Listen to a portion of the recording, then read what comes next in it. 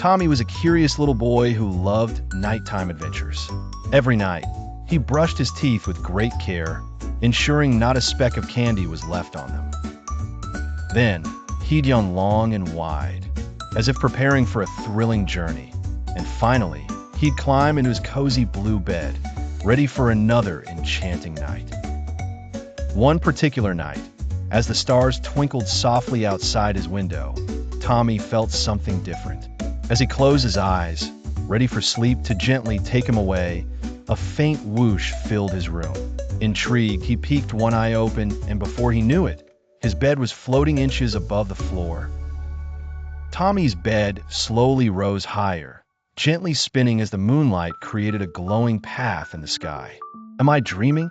Tommy whispered to himself. Intrigued by this magical journey, Tommy watched his bed float effortlessly through the open window into the magical night.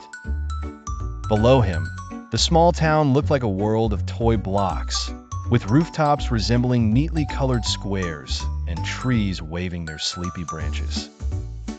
Suddenly, a tiny silver cloud floated beside him, and from it came a soft, breezy voice saying, "Good evening, traveler.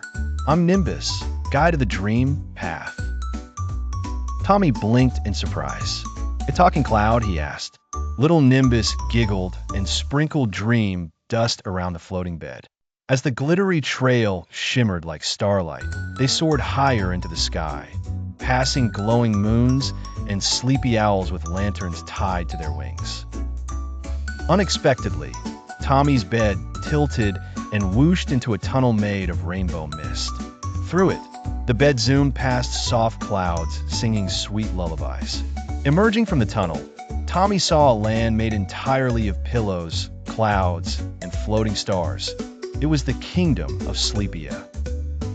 At the edge of this magical kingdom stood Dream Keeper Luna, a tall lady with moonlight-colored hair. "Welcome, Tommy," she greeted warmly. "Your bed has chosen you to help the dreams flow tonight."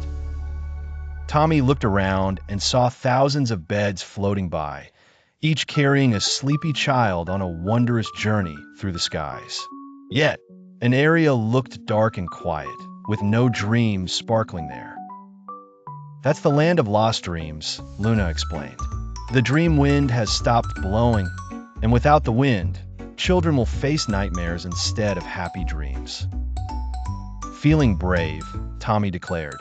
"Then we must fix it." Luna nodded and said, "You'll need to find the dream whistle.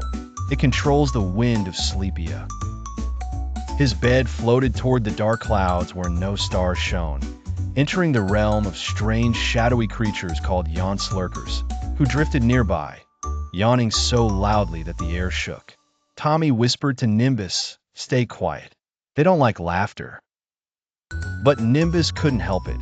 He sneezed a puff of dream dust, achoo, and the yawn slurkers noticed. The bed zipped away quickly, with shadowy creatures chasing them, their yawns echoing like thunder behind. Tommy spotted a cave glowing faintly in the far distance. "Head there," he shouted eagerly. Inside the cave, they found crystal walls shaped like shimmering music notes, with soft humming echoing inside. In the center sat the dream whistle, glowing silver, surrounded by sleepy fireflies.